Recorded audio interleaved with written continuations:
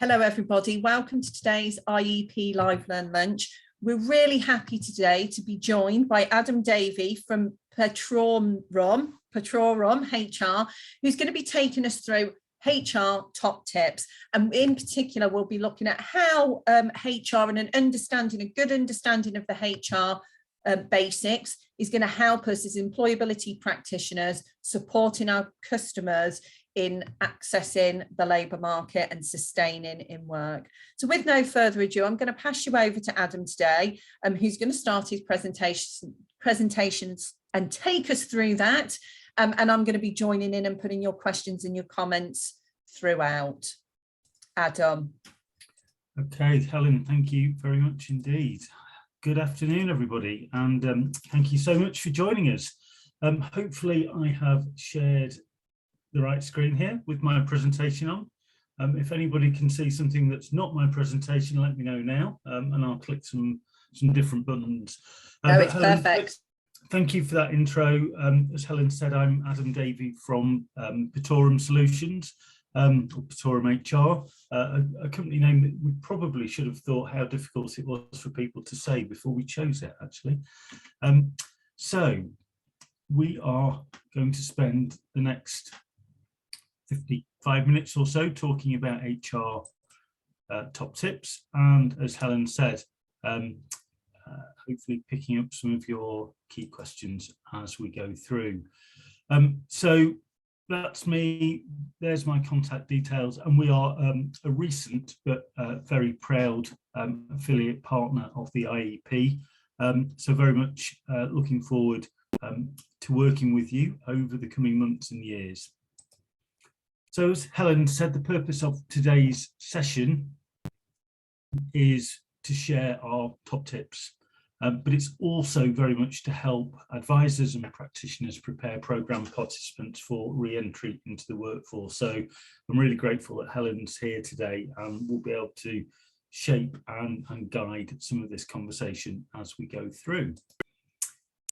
So without further ado, let's get started with tip number one. So this might sound really blindingly obvious, but complying with basic employer responsibilities is always our first tip. You know, as I said, it might sound obvious, but there are certain things that are just non-negotiable, and ignoring them can land an employer in a whole heap of trouble. So what are those basic employer responsibilities? Well, firstly, as an employer, we have a legal, and I'd probably argue a common sense requirement as well, to issue a written statement of terms and conditions of employment. Now, I deliberately call it a written statement of terms and conditions of employment rather than a contract, because technically there is a difference, but in general conversation, those two phrases are often interchanged.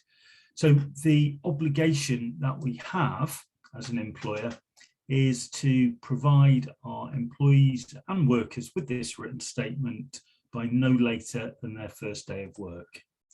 The statement needs to set out key terms of employment such as pay, hours, holiday entitlements, place of work, notice periods, etc. And as a legally binding contractual document, it's really important that any changes are also confirmed in writing. So that might be any changes in the hours of work or location of work, etc. And again, any changes must be confirmed to the individual within 1 month of the change. Putting in place key policies is another key employer responsibility. Interestingly, that there are actually only 3 HR policies that UK law requires. I won't test anybody in terms of asking you what they are, but they are health and safety policy. So if you have more than 5 employees, you have a legal obligation to have a health and safety policy in place. If you've got less than 5, whilst you might not have the obligation to provide the policy, you must still provide a safe and secure working environment for your staff. The other two are the disciplinary and dismissal policy and the grievance policy. And they're very much need to be in line with the ACAS Code of Practice on disciplinary and grievance procedures. And that's the standard that all employers should follow in terms of handling these issues in the workplace. I'm sure we've all worked in organisations where there are a whole heap of additional policies over and above those three. And of course, you know, there is really no limit to the number of policies that an employer might put in place. The other key ones that I would always urge employers to think about are an equal opportunities or diversity and inclusion policy, really important. And it's certainly recommended that employers have one in the Equality Act Code of Practice. It's important to have a privacy statement or policy on GDPR and data protection. Lots of employers will have policies on time off, so whether that's sickness absence through to maternity, paternity, parental leave, etc. Often IT use has a policy of its own in terms of what is and isn't acceptable in terms of use of the company's IT infrastructure and also social media interaction. And then the final area where I think lots of employers have something is around company ethics or a code of conduct. Again, it's often beneficial to have a clear policy in place around those sorts of things. So moving on through the rest of the list, the other employer responsibilities are to comply with the Pensions Act, particularly in relation to pensions auto-enrolment obligations. So this is where if an employee meets certain qualifying criteria, they should be automatically enrolled into a qualifying workplace pension scheme. It's a legal requirement to comply, and the pensions regulator regulate and monitor this area of employment. We touched on privacy and GDPR earlier, and again, complying with all of your data protection obligations is another key obligation for you as an employer. The Information Commissioner regulates this area, and indeed many organisations are required to register with the ICO as either a controller or a processor of data. So again, it's important to do that. Probably the key one on here is making sure as an employee you comply with all of your obligations to Her Majesty's Revenue and Customs, HMRC. So really this is about registering with HMRC to deal with payroll, tax, national insurance. Employees also have an obligation to provide all their employees with a payslip that clearly shows the deductions that are made from their gross wages. Just running through the rest of the list then, as an employee you have an obligation to pay at least the minimum wage. So the minimum wage depends on an individual's age and if they're an apprentice. Not to be confused with the national living wage, which is higher than the national minimum wage. And the national living wage is what workers would get if they're over 23. The statutory minimum level of paid holiday, that's set out again in the working time regulations, as are the statutory minimum length of rest breaks and working time limits. So again, there are a range of different obligations there. These are the basic employer responsibilities. So complying with all the things on this list isn't a choice. It's something that as an employer you have to do, and I guess if you're placing program participants into an organisation, it's important to be aware that they are entitled to receive all of these things as a minimum standard. It's quite interesting. I'd be quite interested to know if those on the session, because I thought I was very up to date with all of this, and I'm looking at it and I'm thinking, well, what is the minimum amount of paid holiday. I'm not exactly, I think I know what it is, and I'm not sure.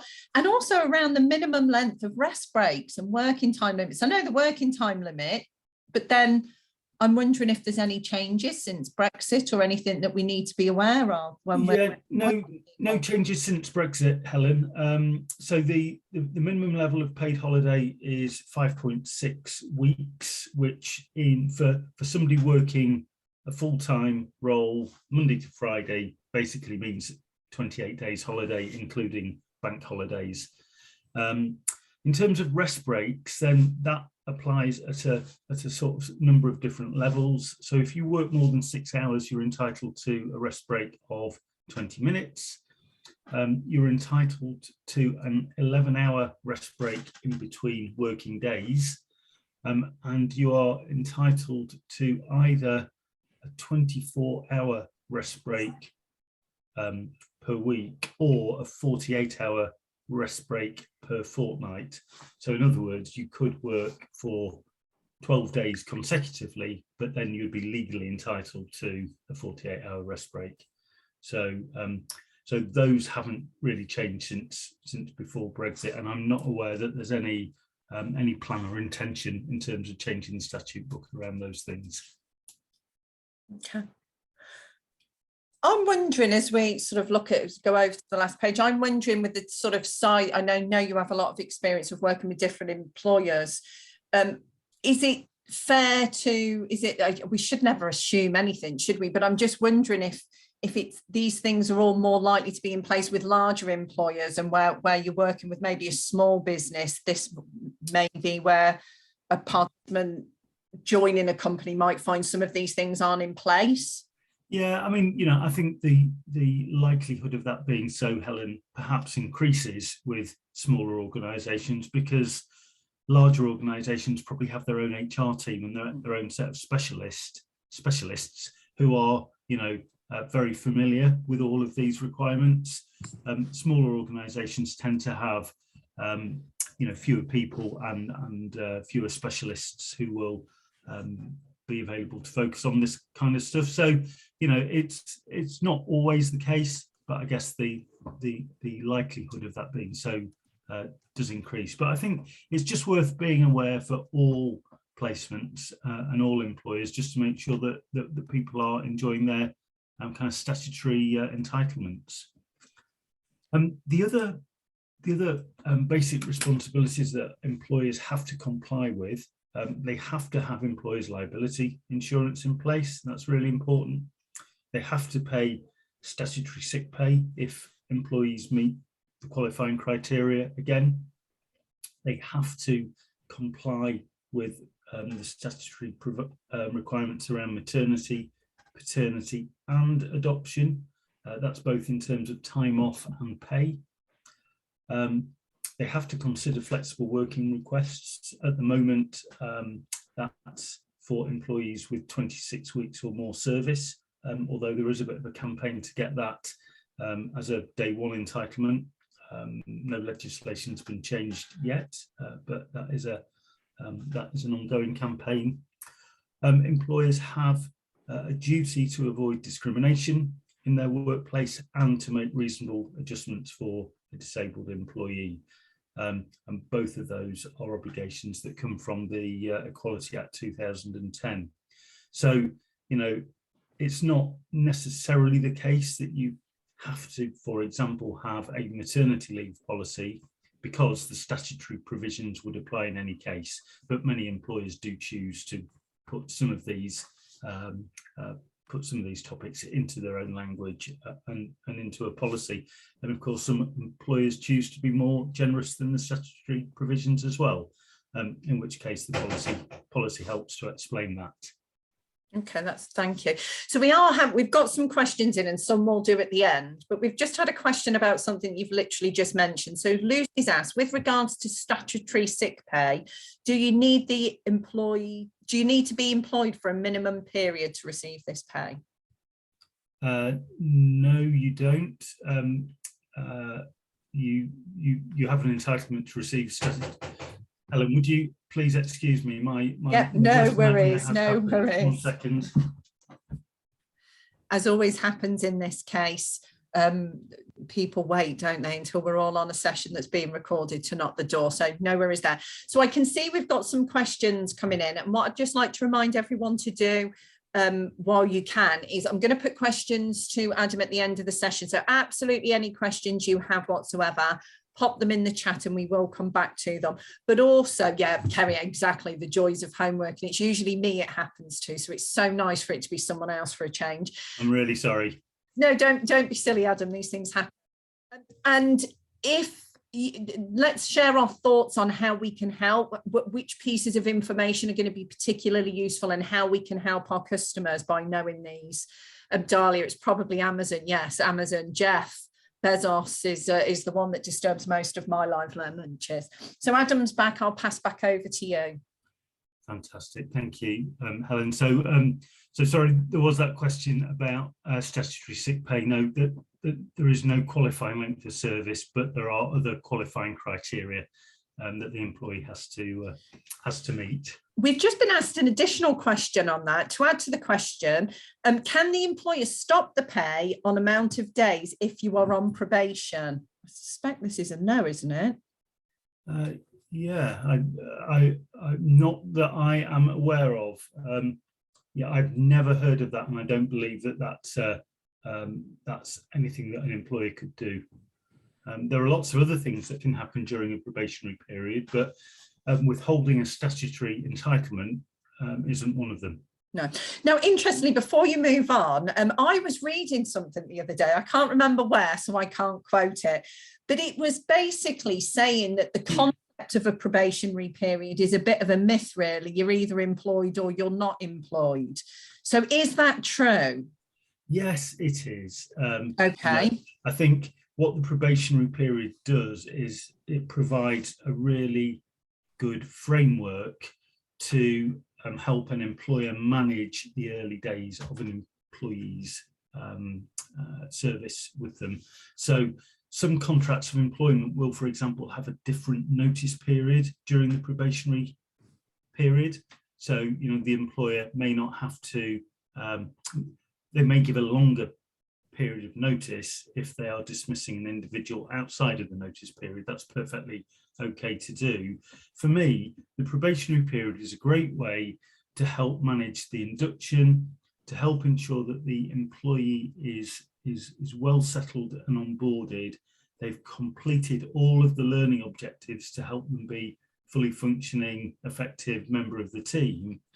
And that should effectively be signed off so that the employee then is into that normal cycle of performance management. For me, it's a bit of a gateway, you know, but lots of employers can sometimes fall into a trap to think somebody's in a probationary period, it's fine, you know, we can dismiss, no issue, no problem.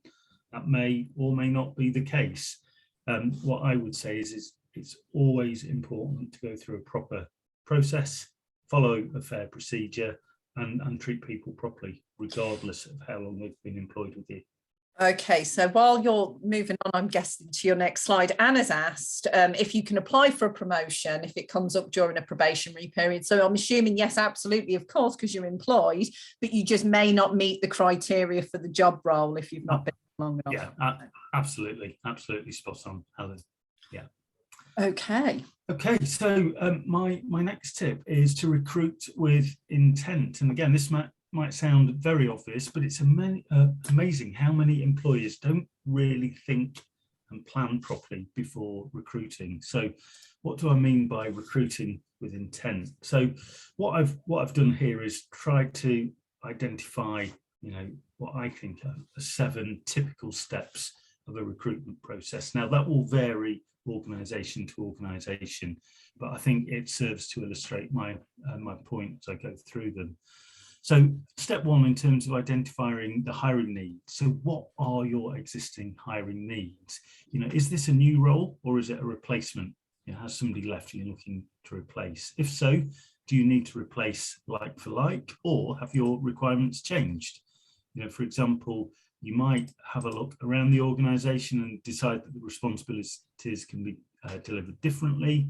There might be an opportunity to develop someone else internally or promote someone internally.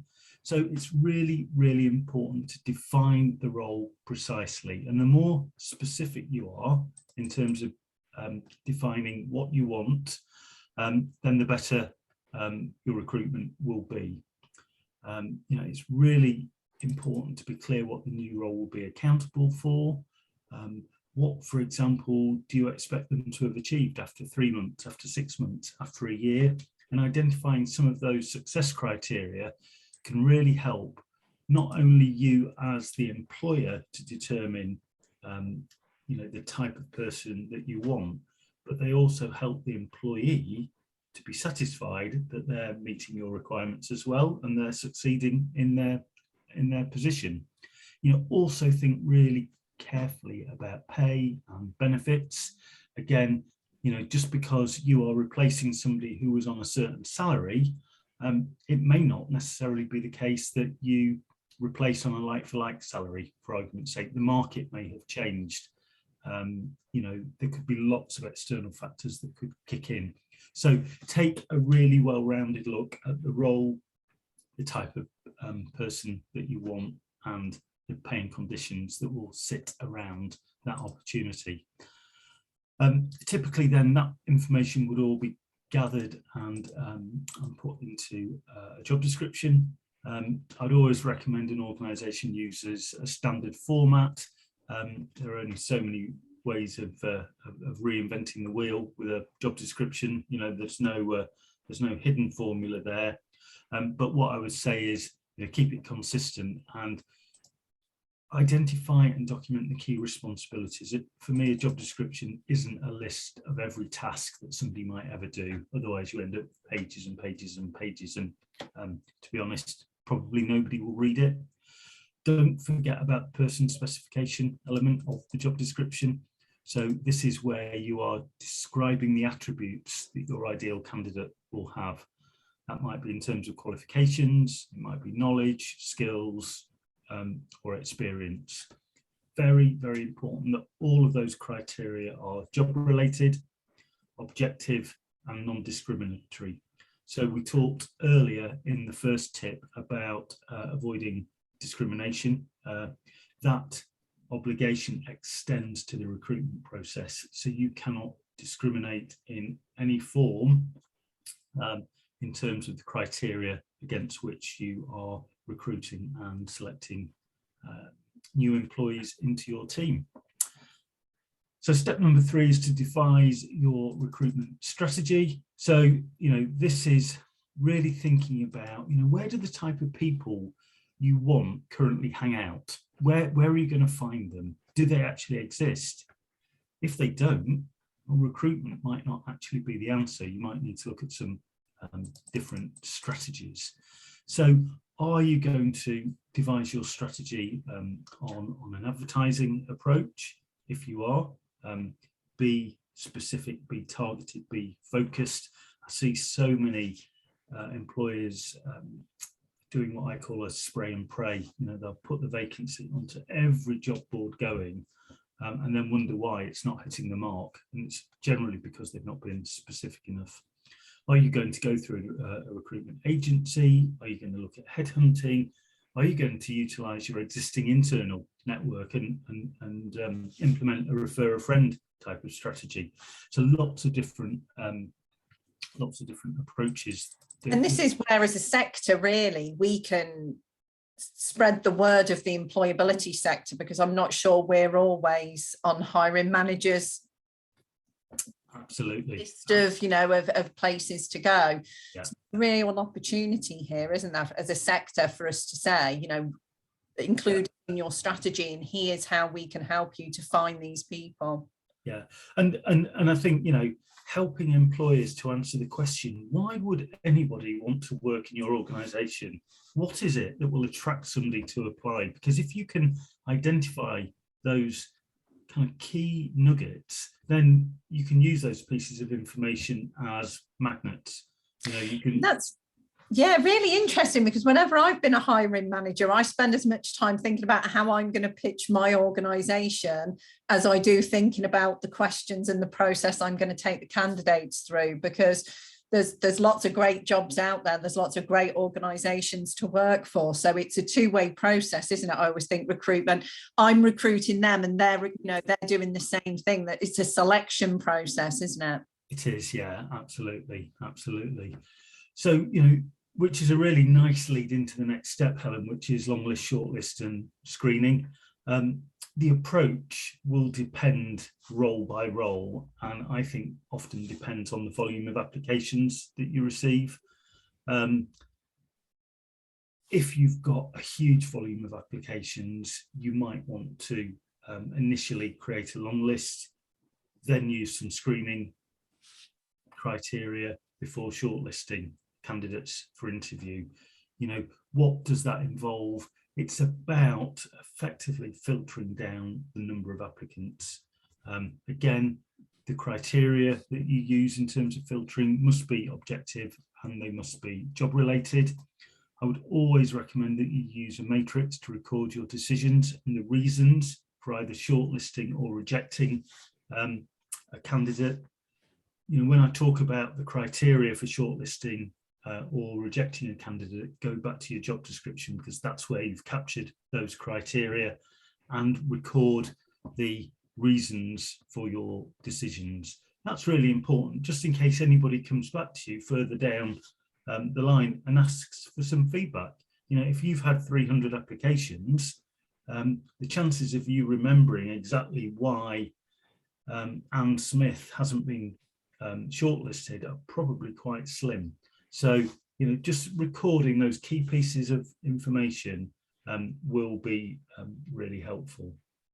If you have to put some screening into the process as well, that might be via a Zoom call or a Teams call, or, you might go old school and do it over the phone, but again, it's just about getting those additional pieces of information to help you filter down the number of candidates to get you to a really tight shortlist. So once you've done that, you've got your shortlist for interview. Are you only going to interview, or are there other methods of assessment? Are you going to ask candidates to complete a test, deliver a presentation, do some psychometric tests, for example? And again, all of those choices are available, but they're not all relevant to every role. So again, make it specific to the job that's being recruited to, and make sure it provides you with an additional source of helpful information that will enable you to make a really good selection decision. In terms of the interview itself, who will interview? I'd always recommend that you interview at least in pairs, just so that you've got another set of ears and somebody else's opinion to help you bounce off. It's important that you keep a standard presence in terms of interviewing. So don't have a completely different selection panel for different candidates, because different people will have different views and opinions. So it's important to keep that degree of consistency. Have a consistent set of questions. That's not to say that you can't ask probing or follow-up questions. Yes, of course you can. The purpose of the interview is to get all the information from the candidate that you need, but there should be a standard and consistent framework to the questions that you ask. Again, have a scoring matrix in place so that you can make an assessment on each candidate's answers. That scoring matrix, should be clear so that you can make objective decisions that are justifiable. And I often find that when you complete your scoring at the end of each interview, if you've got your scoring matrix and your scoring criteria right, it should really confirm your gut instinct about a candidate. We all do it. Candidate will leave. You have an immediate gut instinct in terms of they were great, I'm not sure, or they're not right. And the scoring from the questions should objectively justify or help you justify that decision. So you've identified your ideal candidate and you get to the stage of making the offer. So be aware the offer forms part of a contract. So although it's only verbal, it still forms part of a contract. So So don't do that lightly. It's okay to make offers conditional. So, for example, it may be conditional on occupational health clearance or DBS clearance or some other pre-employment checks. But again, make that clear as part of the offer. And then finally, it's the onboarding process. So this is where you complete all of your pre-employment checks, right to work in the UK, etc.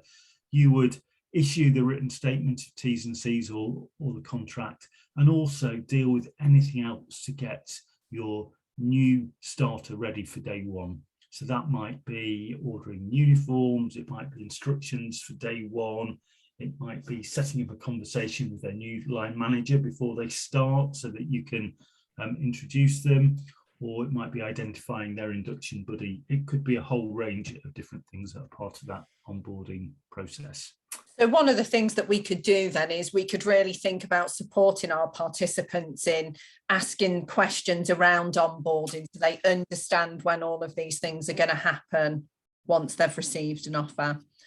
Yeah, absolutely. Now, I've got a quick question before we move on to the next tips. I'm very aware that we've only got half an hour left and a few tips to go through. Anna's asked, what room is there for negotiation when people have been offered a job in terms of wages and start dates?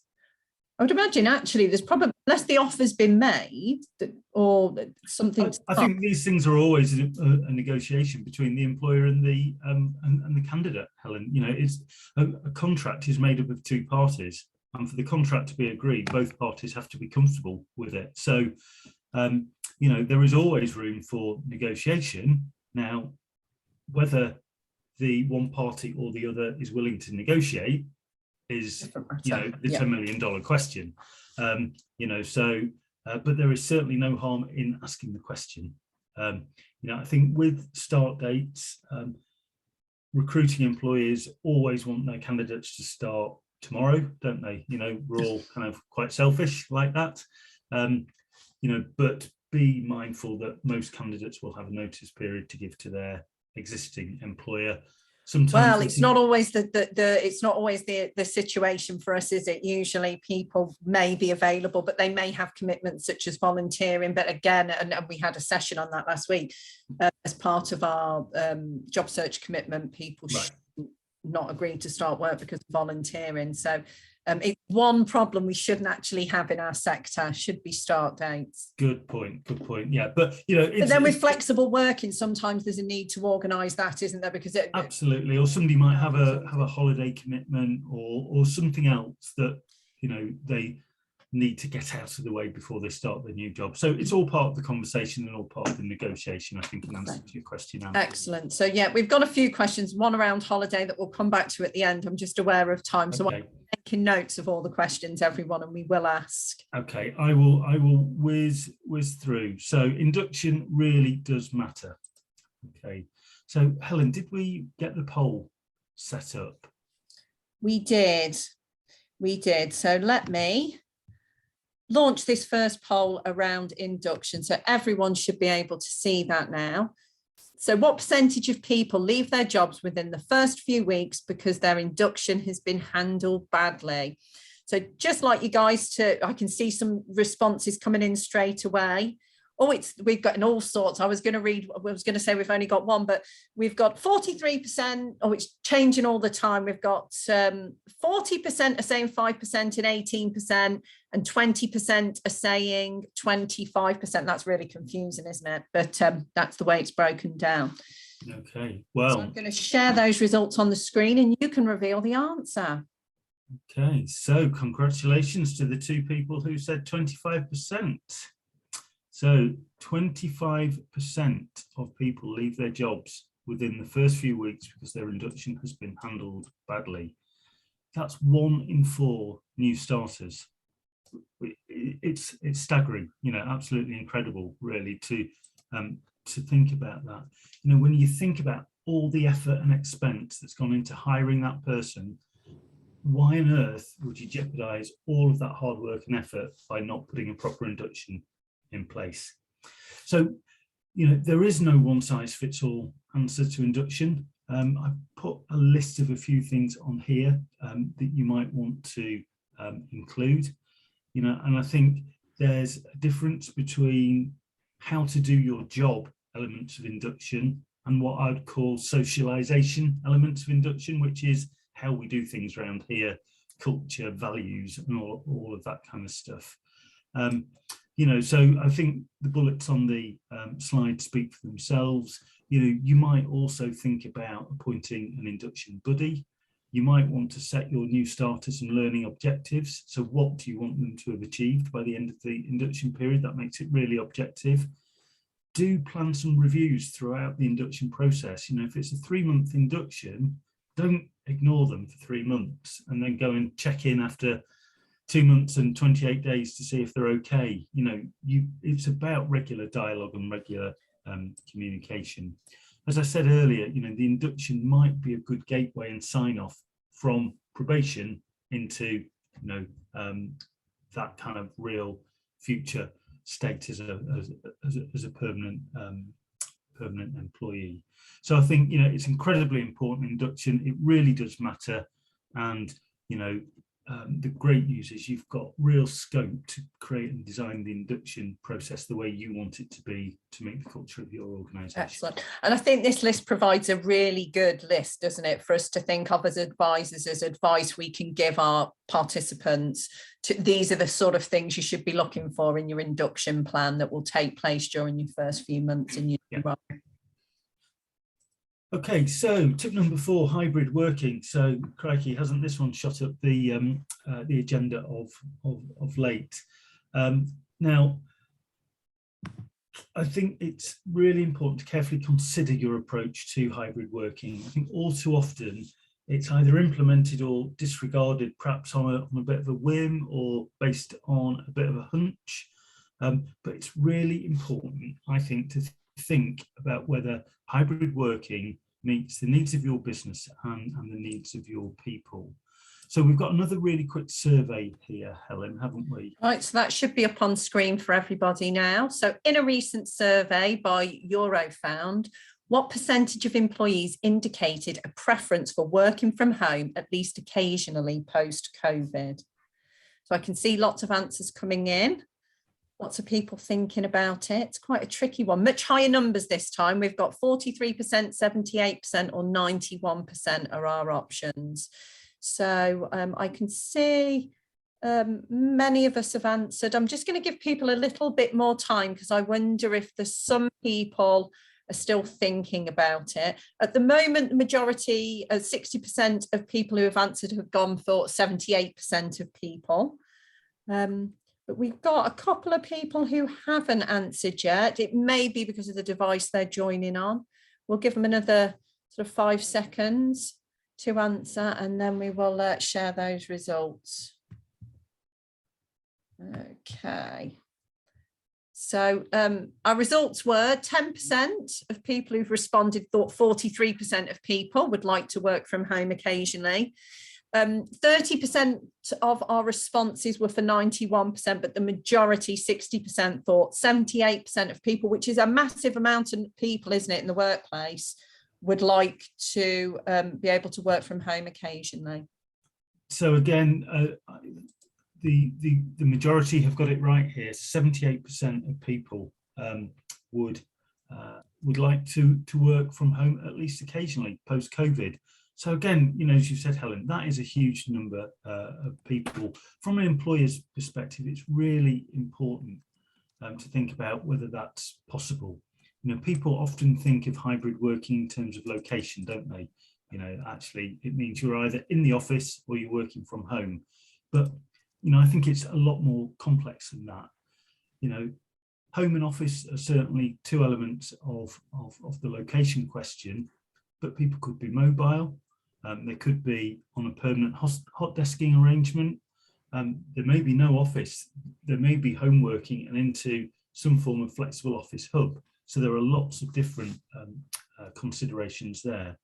Working pattern also forms part of the hybrid question. So, you know, it may just be, you know, you're working full-time remote, full-time in the office, part-time remote, part-time in the office. But actually, does that vary role to role, team to team, or is it the same for the whole organisation? You know, if you've got that type of approach, is it the fact that certain teams or certain individuals would need to be in on different days? If so, are they fixed? Is it scheduled, or is there complete flexibility? Think about timeframes as well. So, it might be that you think about hybrid over the course of a week. So for argument's sake, 3 days at home, 2 days in the office, or it might be a monthly or even an annual type of hybrid arrangement, particularly if there are seasonal requirements that influence the decision. And ultimately, this is about interaction with other people, isn't it? And the need for physical proximity.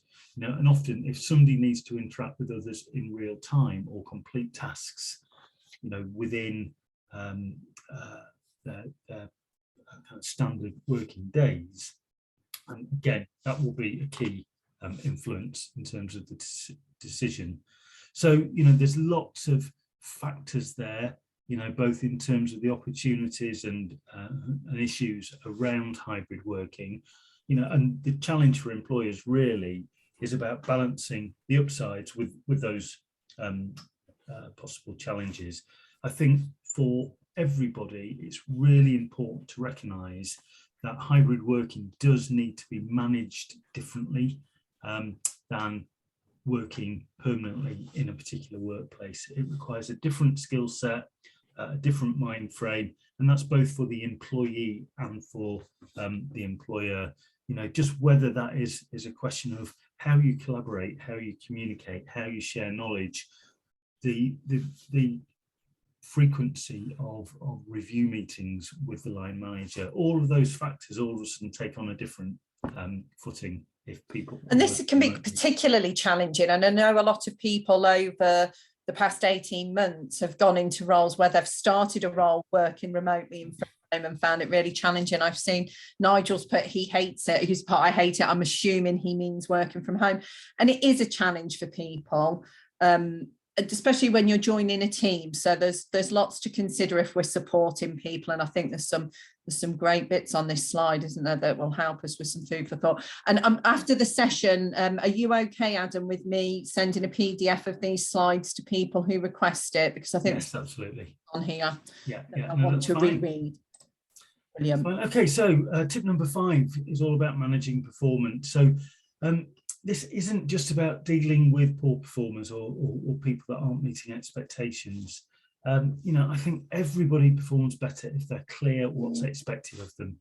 If they get regular feedback, to let them know how they're doing, if they've got support and help as required, whether that's from their manager or through training, etc.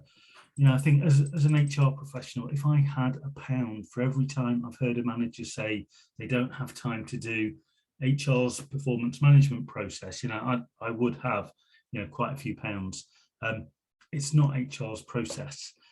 As a manager of people, I'd argue what is more important than your team? The manager should be judged on their team's performance, in my opinion. And if a manager doesn't talk to their team members regularly about how they're doing, how on earth do they know how they're performing? I think performance management is also, really important for things like succession planning and talent management, particularly at the upside of this, but they're probably, conversations in their own right. So we won't go into the detail of those today. I think in terms of managing performance, it's really important to set, clear expectations, as I said earlier, and that's where, we start with the job description. The job description is a start of setting some clear expectations about what the requirements of the job are. Setting objectives as well is another, really common way of setting some clear objectives.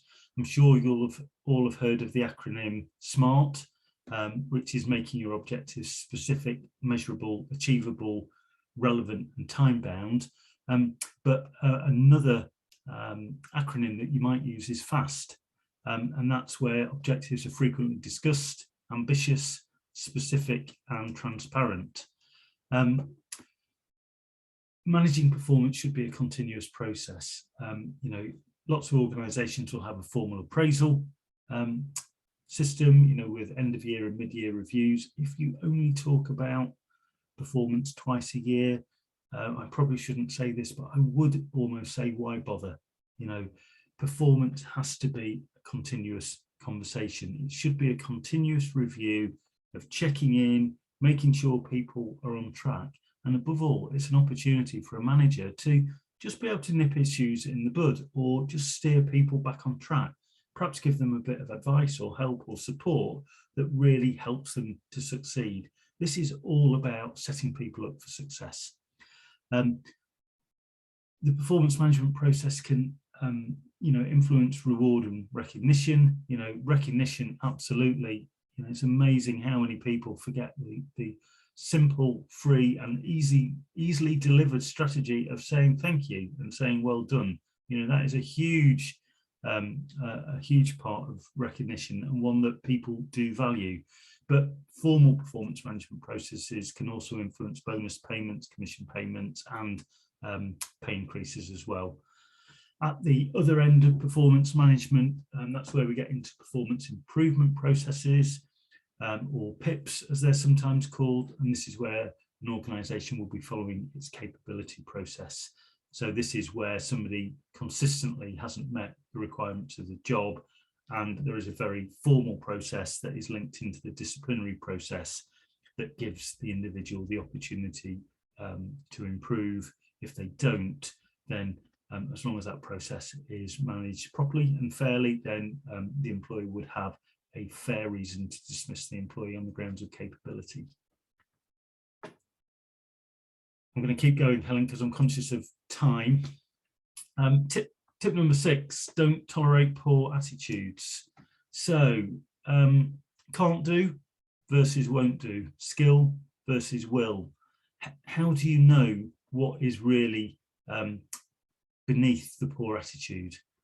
So the can't do piece, as I said, it's about skill, it's about aptitude, it's about understanding. The won't do is often about effort, motivation and ownership. This matrix can help you frame your approach once you've identified the root cause of the problem. I think as a leader responsible for employees, it's always possible, I think, to help people with lower capability but great attitudes. They will generally always succeed and reach their full potential. Capability, if it's about understanding or knowledge, that can be taught, but somebody with a poor attitude, is a different kettle of fish altogether. So, I think tolerating people with poor attitudes, for me, is just not acceptable, and no employer should have to tolerate anyone with a really bad, with a toxic attitude. Why should they? There are plenty of people with great attitudes out there, as you will know in the industry that you work in, who would absolutely welcome the opportunity for that job. But it isn't always as simple as these nice little boxes, is it? Like we've got on the screen. Life doesn't always fit neatly into these grids. And when it comes to people, you can't just categorize them as good or bad. Most workforces will have every degree of attitude, from exceptional all the way through to toxic. But those at the toxic end, do we know really as a manager whether it is their attitude that's toxic? Have we actually taken the time and trouble to talk to them? Because quite often, in my experience, people like this are often frustrated people. They often care deeply. They're often very, very passionate about what they do. But if they're not listened to over long periods of time, their frustration can turn into behaviours that might appear toxic.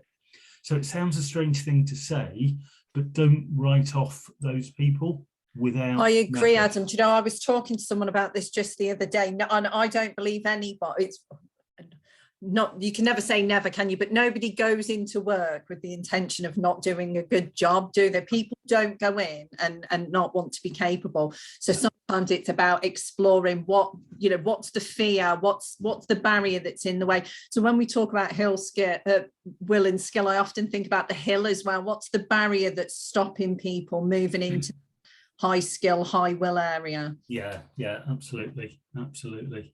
So, you know, it can often be our natural instinct to avoid such people, you know, a little bit like the plague. But, you know, I'd urge anybody in a leadership or a management role not to do that and to actually embrace it and have the conversation.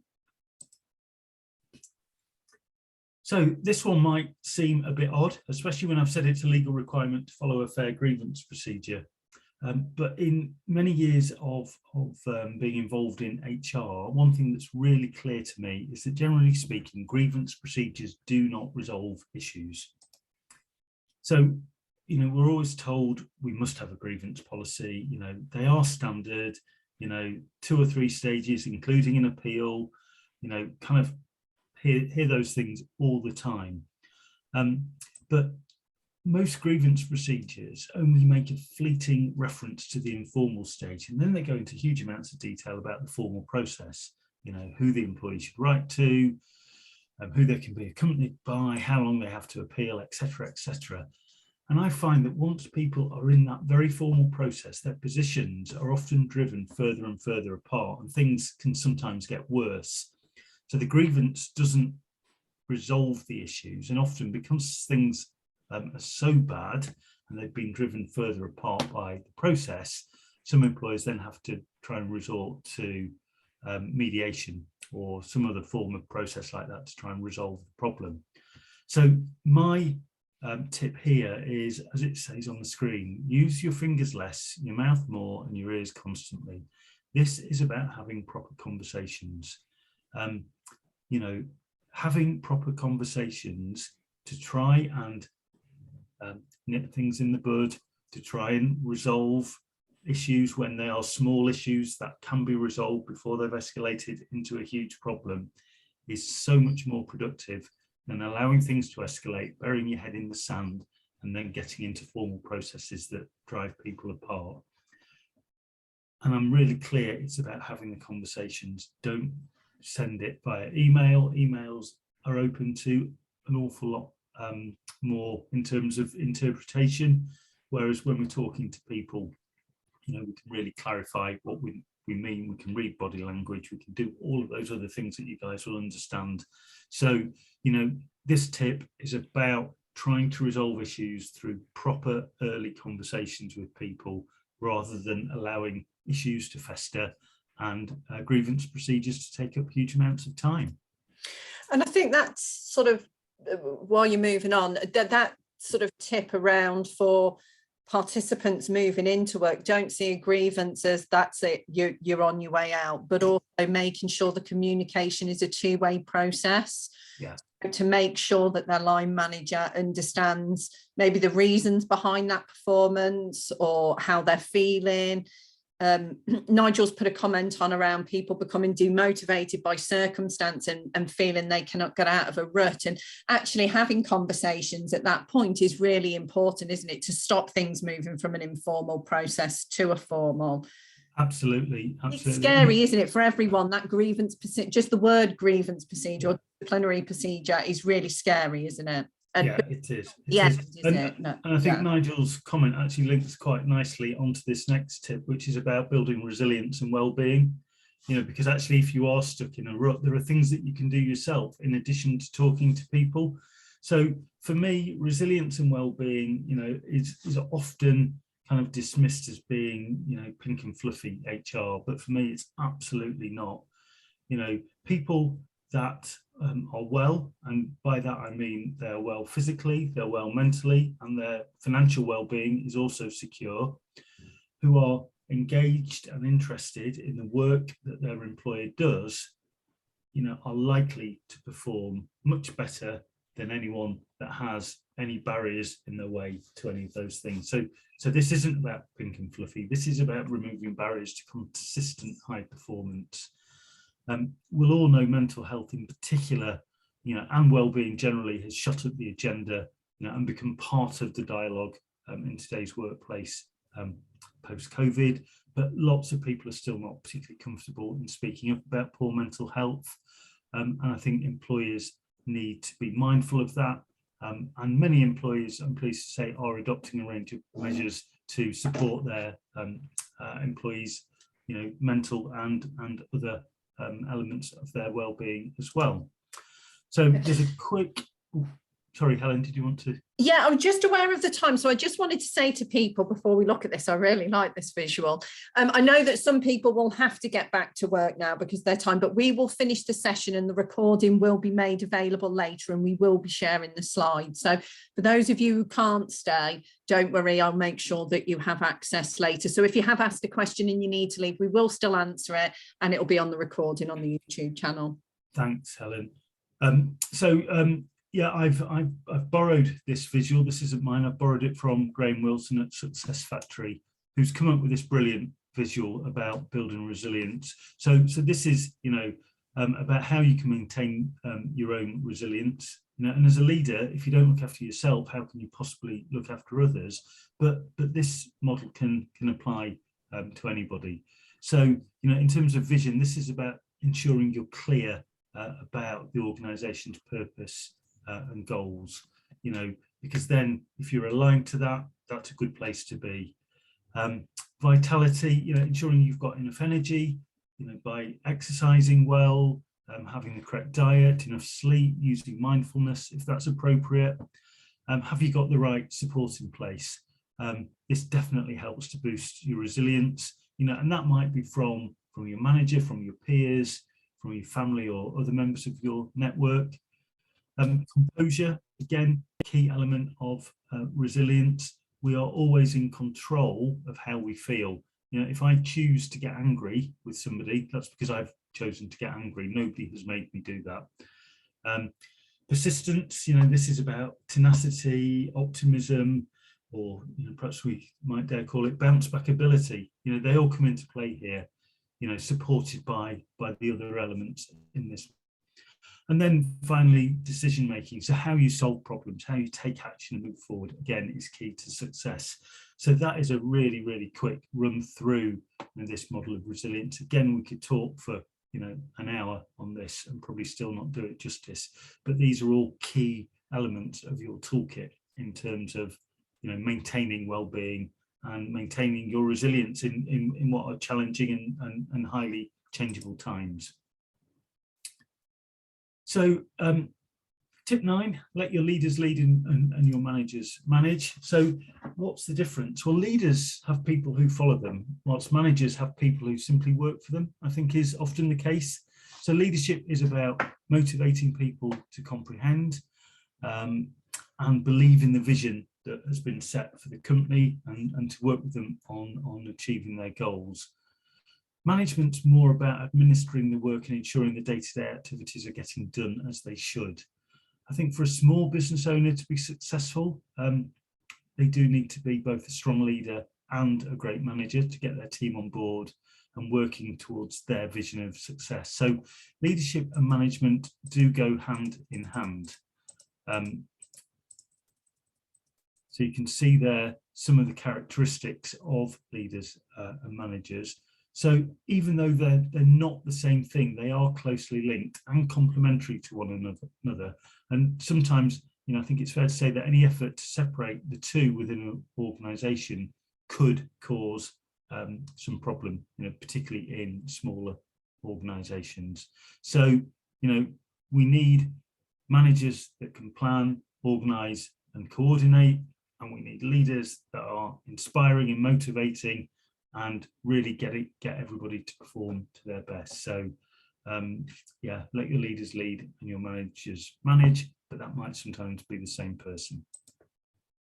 And finally, my final tip is to know your limitations and when to ask for advice. So I say this as a seasoned HR professional. I would not dream of delving into an area that I wasn't comfortable with if I knew that there were legal consequences or risks at stake. So if you're ever in a situation where you're not sure, please do ask, please take advice, and that will stand you in good stead to get a right solution in place going forwards. So here they are, my 10 HR top tips. Excellent. Thank you, Adam. So I'm going to start firing some questions at you now while people look at that list. I've had a few requests through for the slides, which, as I've said, I'll put into PDFs and we will send those as a PDF. Anna's just asked a question, and I'm not sure I'm reading it right, so I might need her to reword it for me. She says, what is this? I think she means, what if this isn't happening within an organisation, re-management? So that's linking to the leaders lead and managers manage. I mean, you know, I think for me, it has an impact on everything. You know, if you've not got effective leadership and good management in an organisation, it will affect the success of that organisation. It will affect how employees feel about working for that organisation, which in terms will affect their performance. So, you know, I think having somebody setting the right vision, having somebody that is, you know, really good at organising and planning and making sure that things happen as they should, you know, they're just two essential ingredients to a successful organisation for me. Excellent, good. So I'm going to start to read you some more questions now. So now I do know a couple of people have had to leave, so we'll just answer these in general. So do parents have a statutory right to request flexible working from day one, or is it up to the employer? So the statutory right to request flexible working currently comes in after 26 weeks service, Helen. I think I said earlier, there is a campaign at the moment to try and get that as a day one entitlement, but nothing's changed yet. So flexible working requests are after 26 weeks. Okay, so that's a watch this space then. Is a domiciliary care worker entitled to be paid for their travel between appointments? Oh, crikey. I would say it would be really important to look at the contract. It would depend on the basis on which they were employed. So if they were on a salaried position, you know, they were employed by a company for however many hours per week, and that was part and parcel of their, you know, daily and weekly routine to travel in between different clients, then I would expect that they would be paid that time. But if they are a worker who has a separate contract effectively with each client, then the terms of that engagement could be entirely different, Helen. So it's a difficult one for me to answer without a bit more information. I suspect this would be someone employed by one company that's traveling between different, we hear a lot about it, don't we? And I know it's covered in the news for a while, where someone's employed by I don't want to say an agency, but an organisation, and then sent to different appointments. Yeah, I mean, again, if it's an agency, it might have an implication, Helen. You know, I think the best advice I can give today is check the contract carefully. Check the contract, yeah, definitely, if in doubt. Yeah. If not asked regarding existing leave in an interview and when offered a new employment, does that leave have to be honoured? No, it doesn't. So if they weren't asked, it doesn't. What about if they were and they said that it's okay? And annual leave is at the employer's discretion. So annual leave is to be approved. Okay. So you have a right to a certain amount of annual leave, but in terms of when you take it, that has to be with the employer's agreement. So get it approved before, always get it approved before. Have the conversation, get it approved, be open, be clear, be transparent. Yeah. Okay. So putting you through your paces now, some people get paid a flat fee for a night shift that does not equate to national minimum wage. Is this legal? This could be called a sleep shift. I've heard of this, actually. Yeah. I am going to tread very carefully around this one, Helen, because I know there have been some changes of late in terms of sleep-ins and how that is treated with regard to, national minimum wage, and not only national minimum wage, but also working time. I'm not familiar enough with the detail just off the top of my head, so I'm happy to take that one away and look at it. Okay, fantastic. Thank you. Interesting one, that. And I would imagine, because, with care work being the way it is and the demand, this is something that would be really useful for our practitioners to know. So another one, how does the process of reporting income to universal credit work for employers? is it their responsibility or the employees? And does it depend on the size of the organisation? I have to say, I have got no idea on that one, Helen. So whoever asked that one, that's a great question. You completely stumped me. Off the top of my head, I don't know. Okay, so that's one that we can all look at finding out then, because that's a really interesting point, isn't it? And actually for our program participants, many might be moving into work but still claiming universal credit. So it's a key one for us to, especially if they're working with smaller employers. Yeah, I mean, with most of the deductions and with most of the PAYE issues, the size of the employer is irrelevant, Helen. So if there are anything in place, regarding, I don't know, it might be deduction of student loan payments or anything that influences your tax code or tax banding, then all of that's communicated with the employer direct from HMRC through their payroll portal. So I can't imagine it would matter how big or small the employer was because of the portal. I just don't know the specifics of this. Another one for us to think about, and we will find out. So I've had a couple of questions around. It used to be that once you'd been employed by someone for 2 years, you got lots more rights. Yeah, and it was talked about a lot. Yeah. That's still a thing. Do employees have improved rights after 2 years, or is that something that has changed? So after 2 years, you have the right not to be unfairly dismissed. So you get your employment protection rights after 2 years service with an employer. You also become entitled to receive a redundancy payment if you're made redundant. Okay, so when you say you have a right not to be unfairly dismissed after 2 years, do you not have that right beforehand? Are there not protections in place beforehand? There are some protections in place. So, for example, the right not to be discriminated against is a day one right. The right, not to be discriminated against for blowing the whistle legitimately, or health and safety, or membership of a trade union. Again, they exist from day one.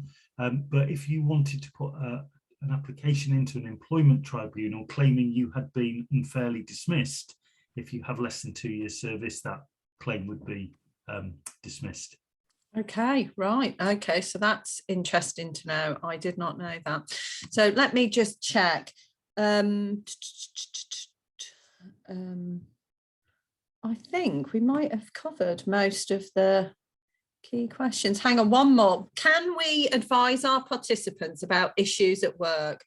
This is a comment. One of mine was let go after 1 week of training and another one 1 month. Should they be able to contest that? Do they have certain rights, or does it just depend on the agreed probation time with the employer? So this is kind of on a thread with what we've just been discussing. Yeah, I mean, I would imagine, based on that question, Helen, that these are probationary related decisions. So, I would have expected those employers to have had some conversations with the participants about how they were settling in, how they were performing. And it may be that in those circumstances, the employers had taken an early decision that it wasn't working out. But again, the devil's in the detail with those sorts of things. We might just need a little bit more information. Okay. Right then, one last comment or question regarding wage disputes. Someone hasn't been paid for work. What advice do you have to get this resolved? So if it is unlawful to withhold or make an unlawful deduction from wages.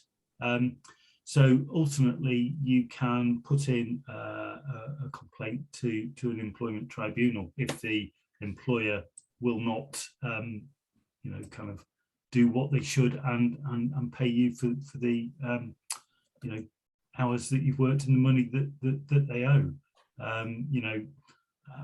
It is simply not lawful to withhold wages. How about, and this is just one that off the top of my head, and then we're going to finish the session. What about overpayments? Because I've heard about people being overpaid before and then not wanting to give the money back or saying, well, no, it's not my mistake. I've been, especially seeing as we do have lots of people now, don't we, on 0-hour contracts that get different amounts of earnings each week. So if you're overpaid, you have to give the money back if your employer realizes their mistake. Well, I mean, sometimes these things can end up in a legal argument, Helen. I think for me, there's more of a moral answer, which is if you've paid something, let me phrase it another way. If you weren't paid enough, how long would it take you? Yeah. How long would it take you to bring that to the attention of your employer? Yeah. If you're paid too much, then in my opinion, you have a moral obligation to say, I think I've got something that's not mine. Or if you don't notice, if that is then later brought to your attention, an obligation to cooperate with your employer in terms of how you will repay that, because it might not be practical or feasible to repay it immediately or in one go. But there should be a repayment plan, because that has been paid in error. It is a challenge, isn't it? Because I mean, budgeting isn't that simple for everyone. And actually, when you are if you are on a flexible contract where your hours change week to week, for those of us who are salaried that get a flat rate, yes, I would notice immediately if I was. Of course, yeah. But if you're earning different things all the time, you might not. And then actually paying it back can be a challenge, especially these days with universal credit and things changing. Absolutely, yeah. It can get really, really complex. And I think, can't it?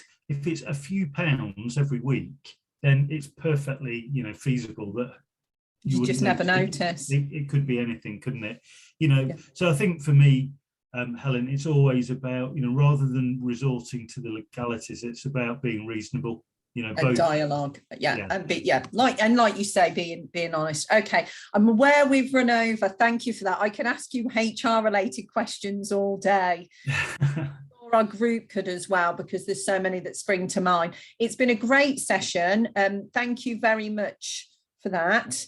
I love the slide around proactive HR and preventing people problems. I think that's a really good ethos for us to think about when we're supporting our customers as well, is making sure they have the information they need to prevent these. And HR is a challenge for us all, and within the sector, we're not HR professionals. We're people who are supporting people finding employment. So that's great. And if anyone does get a chance, Helen, please do read the blog. It's a 2 or 3 minute read on the tail of the dripping tap. So on the tail of the dripping tap. Yeah, I will make sure we share that and I will have a read of it. That's fantastic. A few people are saying thank you very much, very useful. I would echo that too. I do hope, Adam, we can tempt you back to doing the session for us where maybe we can get people to maybe submit some questions around employability and give you a bit of advance warning. So some of our trickier questions that we take some of the heat off. Yes, yeah, in our sector, we will find the trickiest questions to ask. So thank you very much for that. And thank you for everyone who came. It has been really useful. I will be sending out those slides because there's lots of great tips in there. One of the things I would encourage you all to do is not just think about it from an employer's point of view, have a look at it and reflect as you're looking at those slides, thinking, how does this help me have conversations with my participants around what they should be expecting when they're looking for work, competing for work and sustaining in work. And I'm really happy to maybe set up a session if we'd like to come together and maybe discuss some of those things. Do reach out and let me know, and it's something that we can certainly organise a members forum where we can come together and chat about that. Maybe if there's enough of us, we could even invite Adam along to a session just to chat through things informally. Thank you very much for your time today, Adam. It's been really, really enjoyable. I've really enjoyed it. Thank you everyone who's taken their lunchtime to join us.